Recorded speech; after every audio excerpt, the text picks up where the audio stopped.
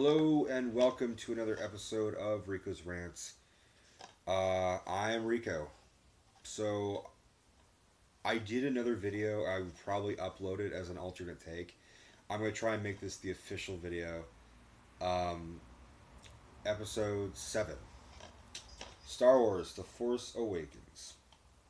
Now the previous video is the longer cut. I still haven't been able to edit anything properly. That one was 40 minutes, so we're going to try and make this as short as possible with covering the same things. Star Wars Force Awakens. Absolutely 100% loved this film. A lot of people were complaining that it was a rehash of the original Star Wars Episode 4, A New Hope.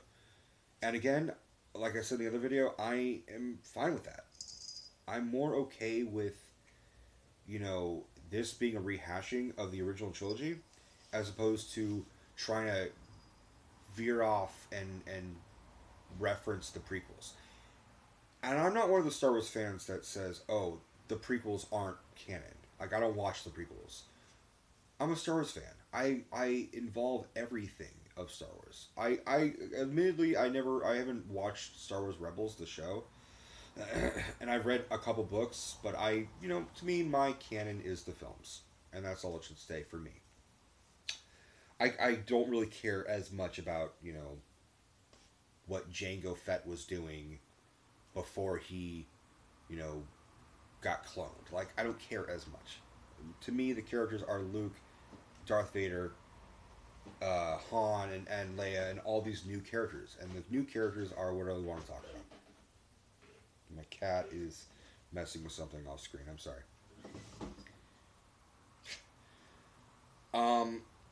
The characters are allegories and also new characters for the old characters. We have Rey. Rey is a strong female character who is strong with the Force. Why is she strong with the Force? Who the fuck knows? That's in the other video. I'm not going to go through it. It's basically just a theory that I thought I was the only one having, and then other people had the same theory. Not going to get into it. We have Finn, who is a stormtrooper and makes us interested in a stormtrooper for once. Most of them are all just those blank, expressionless faces that miss their targets. He feels guilty about what he's done and what he's doing, and he doesn't want to do it. We have Poe Dameron, who stop it, cat, stop, who is sort of the new Han Solo. He's the greatest pilot, blah blah blah blah. There's even talk about how he could be force sensitive. Someone with that skill as a pilot has got to have some force sensitivity. And then we have Kylo. And I talked about Kylo a lot in the other video, and I do have to reference what I was saying before. Kylo is an interesting character because he's not all what he seems, and I truly do believe that. I don't think that he is just a pure evil character, because we've had that. We've had the Sith, characters that were straight up villains. We had Darth Maul, who I loved. We have Count Dooku, who was great, but was surprising. And Christopher Lee was great, but just what the fuck. We had the Emperor. The Emperor is the embodiment of evil. Darth Vader, for a good chunk of time, was the embodiment of evil. More machine than man, as you were, if you would. But he also was a tragic character in his own way. Kylo represents that because Kylo not only wants to become like Darth Vader, and not Anakin, but Darth Vader specifically, he wants to become him. He has the mask like Vader, but it's different. It's his own spin. It's he has a lightsaber that's red, which is a Sith thing, but notice his lightsaber is crackling. It's not the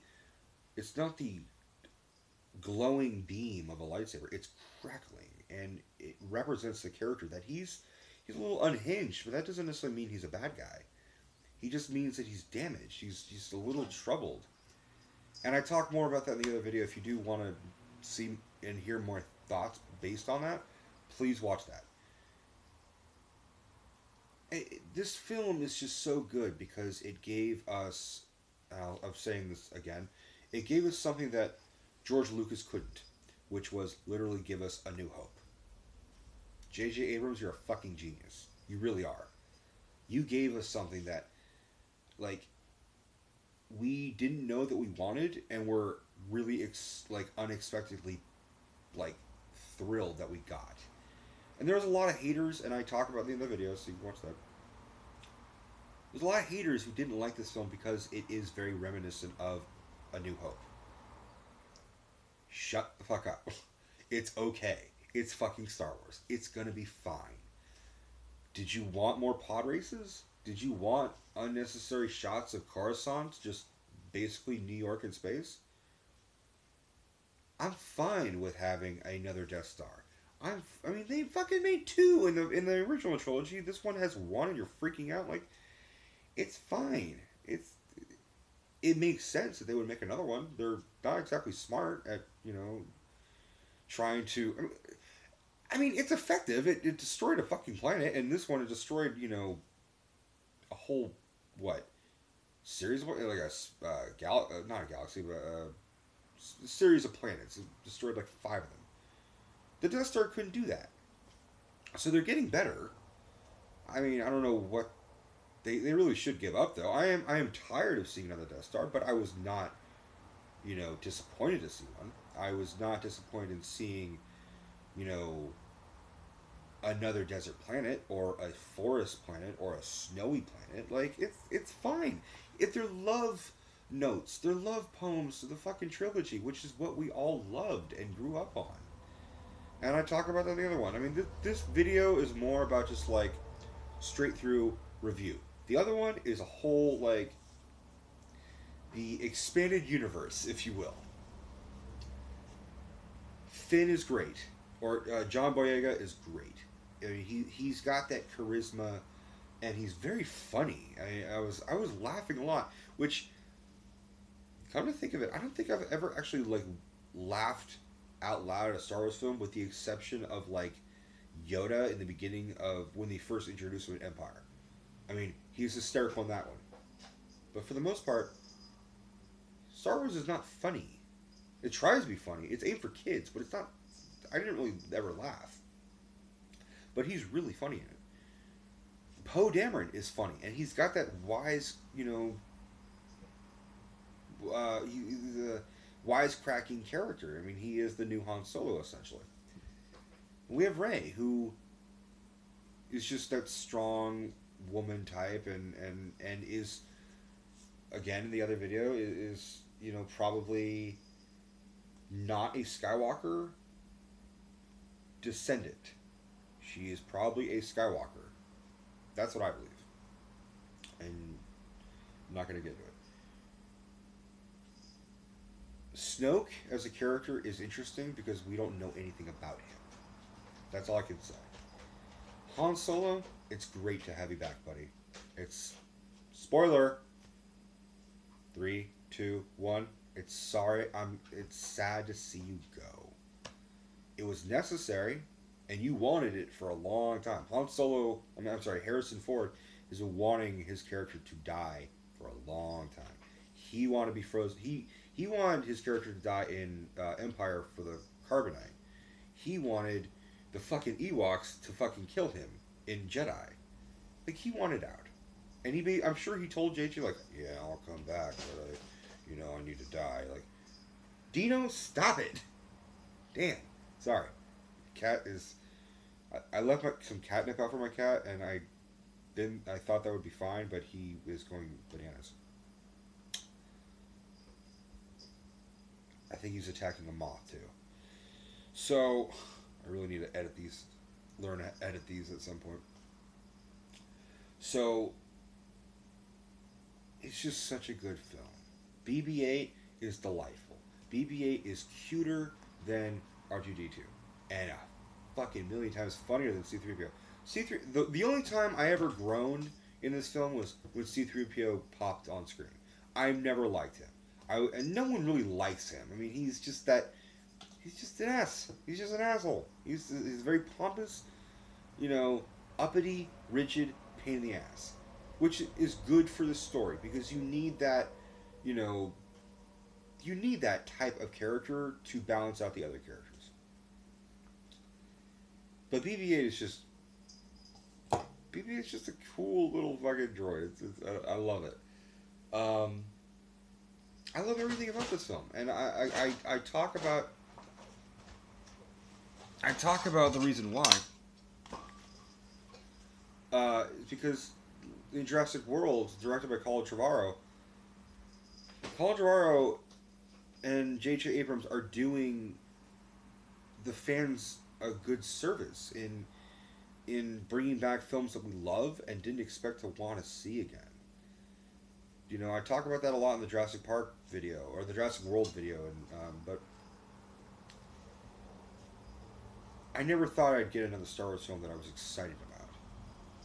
I mean, before this, the Star Wars film that came out in theaters after Revenge of the Sith was the Clone Wars, the animated movie.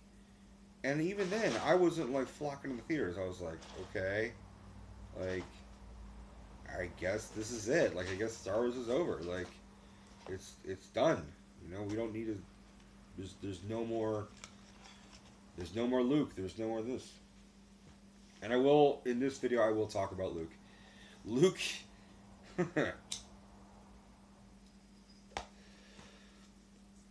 I commend J.J. Abrams, because I know when he was writing the screenplay, he must have been like, I need to make Luke say something, but what could he say?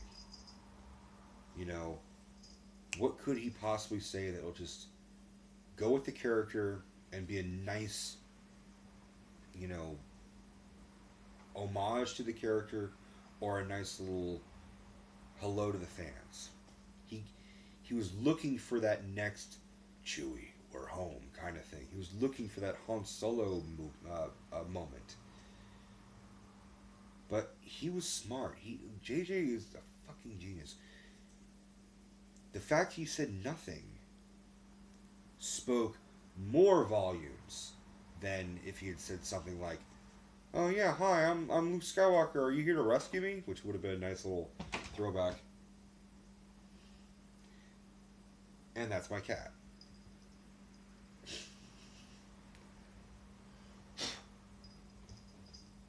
Asshole. Way to ruin my thunder, buddy. Damn. Stop it. Just go lay down. Yeah. You. Alright. Sorry. The fact that Luke didn't say anything was just amazing. And to me, personally, it reminded me of in Return of the Jedi, when Luke is being electrocuted by the Emperor, and he's screaming for Vader to help him, screaming for his father, specifically. And you see it, I mean, I'm talking about the non-George Lucas Blu-ray version, like the one he went back and edited, which now will be harder to find. But the original version, Vader looks back and forth at Luke and at the Emperor, and just like you can hear the struggle without hearing any audio. Like you could see the torment. And then Lucas went back and looped in James Earl Jones saying no, no, no, and screaming and blah. It's like, fuck, dude, it was so much better. Silence can be golden. And JJ did that. What is Luke gonna say? That's my lightsaber. Oh, hey, I'm glad you found that. Did you find my hand too? Like, what the fuck is he gonna say that'll work? He is supposed to be an interesting character, and he's now more interesting. It is kind of interesting, though, they took, like, a famous voice actor, Mark Hamill, and made him say nothing. Like, the guy is known for being the voice of the Joker. And he's got a very, theatrical voice, and he's fantastic, but I just thought it was really funny. Yeah, I was excited this whole film. I was at the edge of my seat. I'm going to give it, and I'll rate the other ones to go with this as a comparison. My rating of the films for me personally, it would be Return of the Jedi because I just love that film for reasons that I just my own thing. I mean the fight between Vader and Luke at the end is I thought was better. It was more heartbreaking than Empire. Empire is a better film, but I like Return of the Jedi more. So the Jedi, Empire, Force Awakens, and then I'm probably gonna get a little hatred for this, but Revenge of the Sith, then A New Hope, then Phantom Menace, and then Attack of the Clones. I personally thought Attack of the Clones was the worst one. I was a kid when Phantom Menace came out, so it was actually more okay for me to watch. And Darth Maul was a badass in it. Attack of the Clones offered me nothing good.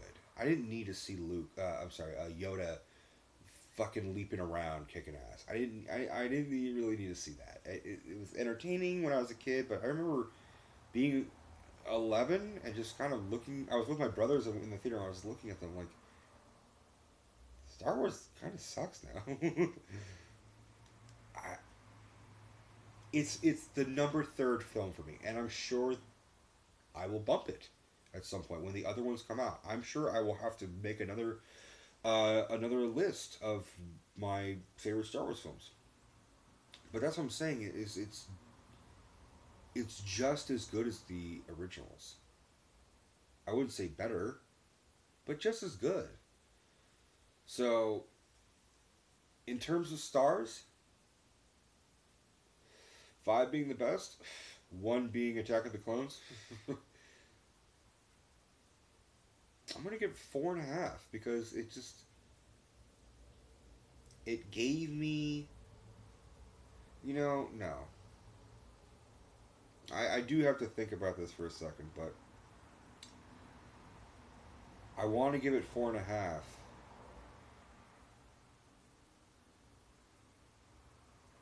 I'm gonna give it 5. I'm upping it. I'm gonna the Force is awakening in this analogy. I'm giving it a 5 because I never expected to see a Star Wars film that I loved, and I would give Jedi a 5. I would give Empire a 5. So those 3 films are my 5s. And then the other ones, as it goes down, it's 4, and then 3, and so on, and then Attack of the Clones is 1. It's just JJ, you did such a good goddamn job, man. I applaud you tremendously. You did a great fucking job. And I'm really excited to see the new one. I want to know what the fucking next one's going to be called. Now, I'm talking about the spin-off. I'm talking about Episode 8. I'll watch the spin-offs. I'm interested. But I want to...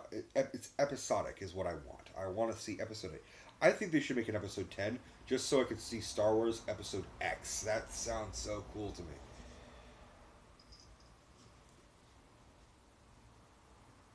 So yeah, 5. That's all I can say. If you haven't seen this film, you're a fucking fool. My father has seen it. He's 80. Didn't understand half of what was going on. He's like, "Ooh, is this Darth Vader again?" I'm like, "Dad, did you fucking watch the other ones?" No, it's his grandson. Whatever. So I'm gonna end the video and upload these 2 long videos. Thankfully, this one's a whole lot shorter. Thank you for watching. I'm sorry in advance for the other video that's really gonna be really long, but I'm doing this for practice. I'm doing this for fun. If you like what you watch, I haven't heard any complaints yet. So let me know what you guys think. Let me know if you agree with this video. Let me know if you like the other video and if maybe just tell me what you guys think. And don't forget to like and subscribe and comment and share and all that good shit.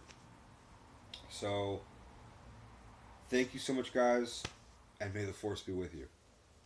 Ciao.